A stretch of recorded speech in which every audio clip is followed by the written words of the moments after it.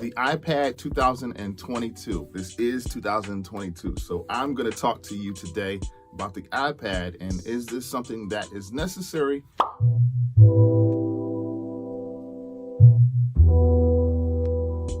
Hello, my name is Brett with Anvil. If you're new, I'm talking today about computer products and just giving you a general sense of my feeling and my opinion on the iPad. Now, I'm afraid that regardless of my opinion or not, the iPad is here to stay. It's not going anywhere. It's going to remain here in the market for computers and accessories because it's such a marketable item. What I want to touch today is size, durability, and speed. So these are three of the things that I want to touch base with you today. So out of all of the Apple products, this is the one I'm not really too keen on. You know, this isn't a first buy for me. This isn't a first priority for me. I still consider the iPad as an accessory. I have a Mac computer for all of my heavy lifting, and then I have an iPhone. I don't really need anything in between.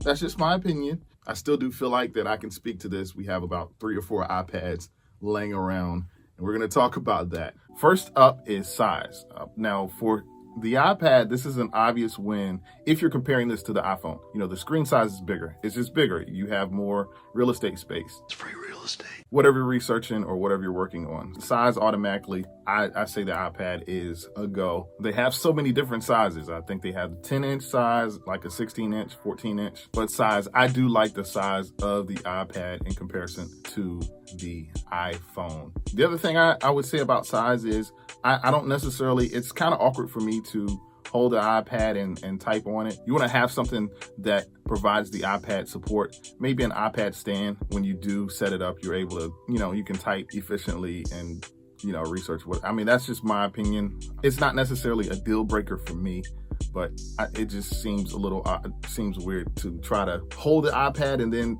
type. It's just, a little bit bigger and awkward. So I want to talk about speed. So the iPad is really pretty much, the response is pretty well. Now, we recently had the introduction of the M1 chip, Apple's M1 chip. I've been talking about it on the past few videos, in which the response time from the time that you press the keys to the response or the computer's response to you is like, it's milliseconds. Like, it's not even, you can't even, obviously you can't quantify it or calculate it, but the response is just great for the M1. I've been on M1 models, I've been on M1 Mac models, and now switching back over to the older iPads, the response time is, it's a little bit slower. I'm just gonna be honest. So maybe we'll look forward to Apple releasing some type of M1 iPad model, even though I've read articles where they're trying to shy away from that. They're not necessarily gonna go in that direction to have an iPad as an M1.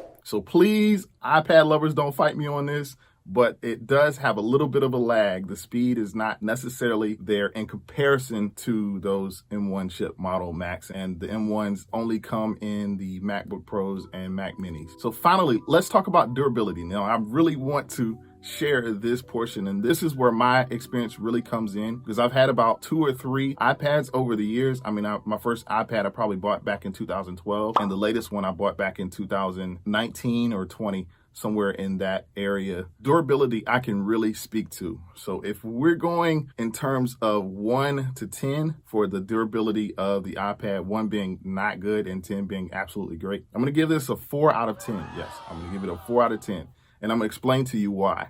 So the reason why the durability I don't feel is just, great at all. Number one, your iPad that you have really is only gonna last you probably about 1.5 to 2 years. What? Which is crazy. It sounds crazy, but what happens is it starts to glitch.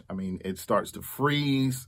There's just so many things that happens in regards to the durability. I've had my iPad to shut off on its own. It just consistently has frozen. Safari is giving me headaches. And of course, I'm talking about iPads that are maybe, 2 to 3 years older. But I've seen the trend in the iPads that I've had over these few years, what it does. Usually after 1 to 2 years, you're probably looking to upgrade anyway, which, Apple may be banking on this because, we're not keeping computers and iPads for more than 2 years. God forbid. But if you're looking to have your iPad more than 3 years, just go ahead and look for it to start glitching, freezing, all of that bad stuff, which has happened to me. So like I said, once again, I can speak towards the durability of the iPad. So this is a bonus part. I want to talk about the size or the internal space of the iPad. So for college students, if you're looking for something to allow you to be able to take notes or have, and something that's easily you can carry, you don't have the big old bulky laptop in class, you want to consider your internal drive. Make sure that you have enough space, especially if you're like going to school for like graphics or any type of graphic heavy courses that you're taking. In a sense, like your general notes and stuff, you're fine. But over time, these files, they build up and you lose the space.